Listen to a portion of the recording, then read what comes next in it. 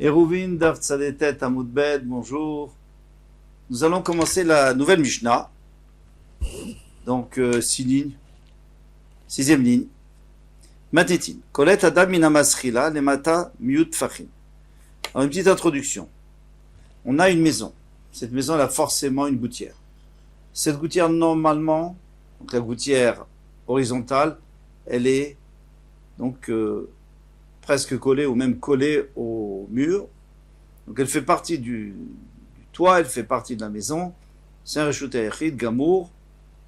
Très bien. Maintenant, il y a un conduit du bout de cette gouttière. Il y a un conduit qui descend, qui s'appelle la gouttière verticale, qui descend vers le bas et donc qui rejette l'eau vers le domaine public ou autre part.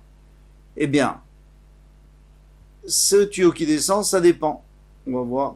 Ça dépend comment il est, quelle taille, etc. On va commencer par celui d'en haut, celui horizontal. Kolet Adam ina masrila, nimata miyut fachim. Alors il dit, moi, j'ai une masrila, donc j'ai une gouttière qui est rattachée au mur, donc qui s'appelle le Shtayachid. Moi, je suis dans le Shtarabim.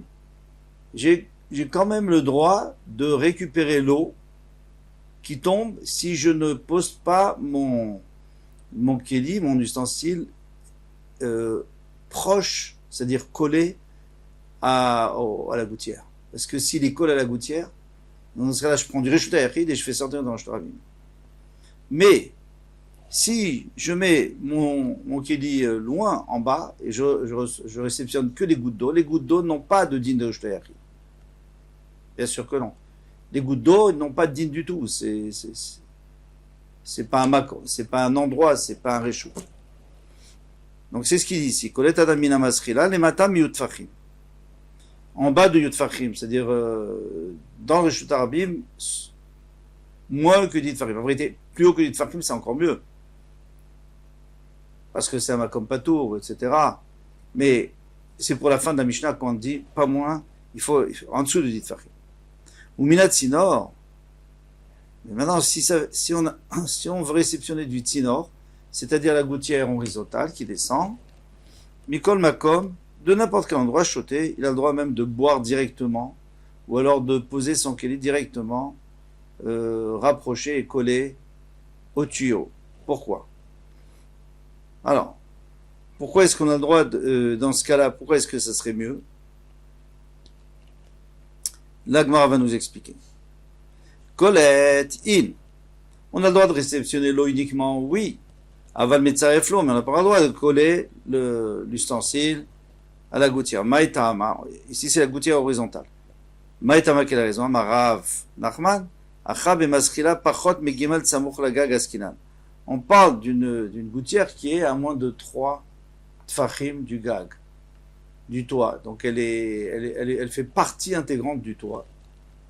Puisque c'est moins que 3 tfarim. Dechol pachot megimal tfachim samur les gag. Kikagdami, c'est comme si c'était le toit. C'est comme si je prenais de l'eau du toit directement. Dans mon kéli, et moi je suis dans le shtarabim, c'est un problème. Tanya Namiachi, il y a une braïta qui dit ainsi. Omed Adam, Reshut Hayachid, quelqu'un a le droit de se tenir dans un Reshut Hayachid. Donc maintenant, il est sur son toit. Alors on parle de 2 maisons qui sont en escalier. Une maison plus haut que l'autre. Alors lui, il est sur son toit, il veut prendre l'eau qui descend du toit de son voisin. Donc il lève sa main au-dessus de dit tfachim. Les pachot mishlosha, moins que 3 tfachim samoch legag du toit. Vekolet. Et dans ce cas-là, il a le droit de colette, il a le droit de réceptionner l'eau. Avalon ou bilvat shoritzaref, mais il n'a pas le droit de coller son ustensile à la gouttière. Pourquoi il n'a pas le droit? Mais lui, il est Reshut Hayachid. Et le voisin, c'est Reshut Hayachid. Alors, le problème, c'est qu'ici, il y a dit tfachim entre les 2 toits. Et ça, on a vu qu'il y a Rabbi Meir qui est interdit. Rabbi Meir lui permettait seulement si les toits, je ne parle même pas des chachamim, mais Rabbi Meir, lui, il dit, quand les toits, d'un toit à l'autre, on peut porter, on parle qu'il n'a pas fait des roufs, bien entendu, avec son voisin, on peut porter, à condition que les toits soient plus ou moins à la même hauteur. Mais s'il y a dit tfachim de haut, il y a une xéra de peur qu'une fois, on prenne ou qu'on pose sur un moud, sur un poteau qui fait 4 sur 4 et 10 de haut, et donc ça s'appelle le Reshut Hayachid, donc on a interdit. Tanya Idach, il y a une autre braïta qui dit aussi, Lo ya'amod adam birshut hayachid, v'yagbi yado lemala me'asarat fachim, לפחות מג' סמוך לגן, ויצרף. אבל קולט הוא ושותה. Il dit exactement la même chose. Un homme n'a pas le droit de se mettre, de se tenir dans un reshut yachid. Et viagbia, encore une fois, on n'a pas fait de hérouv. Viagbia yado lemala. Et il va lever sa main, lemala me'asarat fachim, plus haut que dit fachim. לפחות מג' סמוך לגג. Et qu'il veut prendre la gouttière qui est moins de 3 fachim du toit, donc il fait partie du toit. Itzaref, et le mettre directement dans son keli. Aval, Kolet, trouvé Shotem, il a le droit de réceptionner de loin et boire. On continue. Minatzinor, il connaît comme Shoté. Nous avons dit dans la Mishnah que si c'est le tuyau, donc la gouttière verticale qui descend, eh bien, il n'y a aucun problème. Tana, Imiesh Betzinor Arba al-Arba Asur. Mais attention, si ce tuyau fait 4 sur 4, alors il s'appelle reshut hayachid, bien sûr, parce que tout ce qui est 4 sur 4, c'est reshut hayachid. Pardon. Il n'est pas reshut hayachid, parce qu'il ne fait pas... En tous les cas, il peut être reshut hayachid, et qui peut être aussi carmélite. Ça dépend de la hauteur du tuyau. Parce que de toutes les façons, il fait sortir d'un reshut à un autre. Alors, si le tuyau fait moins que 10 fachim de haut, c'est un carmélite. S'il fait plus, c'est un reshut hayachid. De toute façon, il y a un issou. Alors maintenant, pourquoi tu interdis pas un petit tuyau de peur qu'après j'utilise un grand tuyau? Alors justement, c'est là où il y a l'intérêt de ce qu'on avait vu avant. Qu'est-ce qu'on a vu avant? Dans la Mishnah, on avait vu Kolet Adam Minamaskal, les matamiot fachim. Ici, on est en dessous de 10 fachim. Alors, puisqu'on est en dessous de 10 fachim, alors, dans ce cas-là, au pire, ça sera un carmélite, parce que le reshut hayachid, c'est plus que 10 fachim de haut. Donc c'est sûr que ça sera un carmélite. Ça ne peut être qu'un carmélite, ou un reshut rabim, ou un carmélite. Donc on ne fait pas de xéra. Si réellement ça fait plus que 4 fachim, je n'ai pas le droit. Mais si ça fait moins, on ne fait pas une xéra, parce que c'est une xéra pour une xéra, parce que le carmélite c'est déjà des rabbanan. Au pire, si je prends un petit, et qu'après je commence à prendre un grand, mais puisque je suis à moins de 10 fachim, c'est un carmélite. Donc je ne fais pas une sur la Torah, on n'a pas fait xéra d'xéra. Matnitin, prochaine Mishnah. Bor birshut harabim. Alors, il y a un puits dans le domaine public. Moi, je suis dans ma maison, par la fenêtre. Et donc, le puits, il a un rebord qui fait 10 tfachim de haut. Donc, c'est un vrai reshut hayachid. Chalon shal gabav. Maintenant, il y a une fenêtre qui est pas loin du puits, au-dessus. Mais mani memeno b'shabbat. Eh bien, on jette une corde avec un seau et on puise.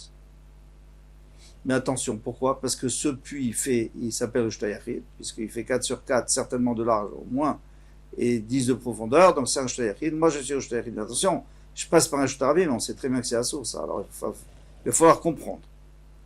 Ça va être le problème de la Gemara. Ashpa birshut harabim. Maintenant, s'il y a une déchetterie dans le domaine public, gavayut tfachim, qui fait 10 tfachim de haut, donc il y a tellement de poubelles que ça fait 10 tfachim de haut, ça s'appelle un autre reshut. Ça ne fait plus reshut harabim parce qu'on ne peut pas passer. C'est comme une montagne ou une colline ou un poteau. Chalon shel gabav shofrim mitoch hamayim detoch hamayim b'shabbat. Donc moi j'ai des eaux usées, j'ai le droit de les verser dedans. Pendant Shabbat, c'est exactement le même problème. Est-ce que cette déchetterie est proche de ma fenêtre ou pas? Est-ce qu'il y a un reshut harabim au milieu? Oui, il y a un reshut harabim au milieu. On va expliquer la grande. Mais mayaskina. De quel cas s'agit-il? Il est ma besmucha. Si c'est proche, c'est-à-dire dans les 4 fachim. Donc il n'y a pas de reshut harabim entre les deux. Il n'y a pas. Parce qu'un reshut harabim, c'est minimum 4 fachim. Un reshut, c'est 4 fachim. Ça s'appelle makom pato. Donc c'est sûr que je peux verser. Et que je peux user de l'eau. Il m'avait smra la malécholia, yod, pourquoi tu me dis qu'on a un rebord qui fait 10. Je n'ai pas besoin que le rebord il fasse 10. Mon puits, il fait déjà 10. Bon, pourquoi j'aurais besoin d'un rebord qui fait 10? C'est dans le cas où elle n'est pas proche. Elle est un peu plus éloignée, il y a 4 fachim. À ce moment-là, ça s'appelle qu'il y a un reshut harabim au mieux. Mais comme le mur fait 10 fachim, et moi, ma fenêtre, elle fait aussi 10 fachim de haut, donc qu'est-ce que plus que 10 fachim. Donc, je passe d'un reshut hayachid à un autre reshut hayachid par un makom patour, puisque au-dessus de 10 fachim, c'est makom patour. Là, d'accord. Là, je comprends qu'il faut qu'il y ait autour de ce puits, il faut qu'il y ait un mur, un muret, un rebord qui fasse dit fachim d'eau. Mais dans notre cas, nous, si c'est proche, il n'y a pas besoin. Amaravuna, Chabema Yaskinan, ici, dans quel cas s'agit-il? Bemoufleget minakotel arba. Elle est loin de 4 fachim du mur. Alors là, c'est un problème. Là, c'est un problème, comme on vient d'expliquer. Alors, il faut que les deux soient hauts pour qu'on passe pas qu'on puisse ne pas passer par le Shtarmim, mais par le Makampato. Vitama de Kacholi Asara, ça c'est juste parce qu'il y a un mur qui fait 10, un rebord. Allez Kacholi Asara, Kametaltel, Meshutayachid, Yershutayachid, Yershutayachid. Parce que sinon, s'il est moins haut s'il n'y a pas de rebord, ou un tout petit rebord, donc moi je suis obligé de faire passer mon seau entre le Reshutayachid et le Reshutayachid, donc d'un Reshutayachid à l'autre, par le Reshutayachid, ça c'est interdit. Et Rabbi Yochanan Amar, et Rabbi Yochanan dit, moi je vais t'expliquer à Filutema Smucha. Tu peux même dire que c'est proche l'un dans l'autre. Alors si c'est proche, on a besoin de murer. Akamashkan, il vient te faire entendre des bords vechuliatom et sarfim nasara.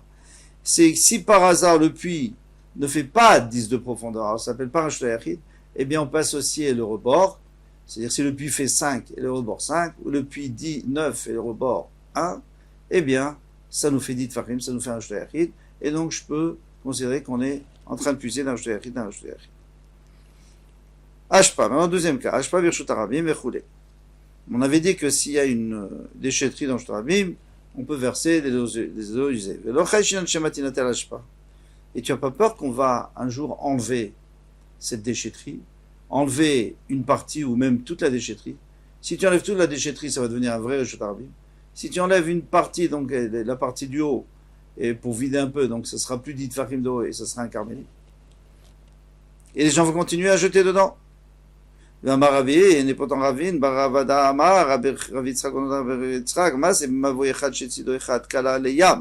avait une fois une impasse chez Tzido Achat, Kalalayam. D'un côté, il y avait la mer ou le fleuve. Et alors, on sait très bien que il y a des rebords. Et à partir du moment où les rebords sont abrupts et qui font 10 fachim d'eau, c'est très courant. Une berge, ça fait 10 fachim d'eau. Mais il faut pas que ça soit trop en pente, parce que il faut que ça fasse 10 fachim de haut sur 4 amotes de pente. Et généralement, un fleuve, c'est bon, il n'y a aucun problème. Ça monte de 10 fachim sur moins que 4 amotes. Mais ce qu'on a peur, maintenant, Vetsido Echad, Kalal Ashpa, et de l'autre côté, il y avait Ashpa, il y avait une déchetterie. Donc, moi, mon impasse, elle est fermée. J'ai le droit de porter dans cette impasse, j'ai aucun problème. On n'a pas besoin ni d'un lechin, ni d'un rien du tout. De toute façon, il n'y a pas. Des deux côtés, c'est fermé. Bama c'est l'ifne Rabbi. Et le Maaseh est devenu le Rabbi. Velo amarbo, velo isur, velo eter. Il n'a pas dit que c'était asur, il n'a pas dit que c'était moutar. Eter lo amarbo, il lui a pas dit que c'était moutar de chayshinan shematinat el pas parce qu'on a peur que la déchetterie va diminuer ou va partir, on va l'enlever. Et donc, déjà de ce côté, ça sera ouvert. Il y a le Hayam Sirton. Et la mer, ou le fleuve, va faire monter du limon. Comme ça dit Rashi, du limon. En fait, c'est tout ce qui se trouve au fond d'un fleuve, au fond de la mer, du sable, avec toutes sortes de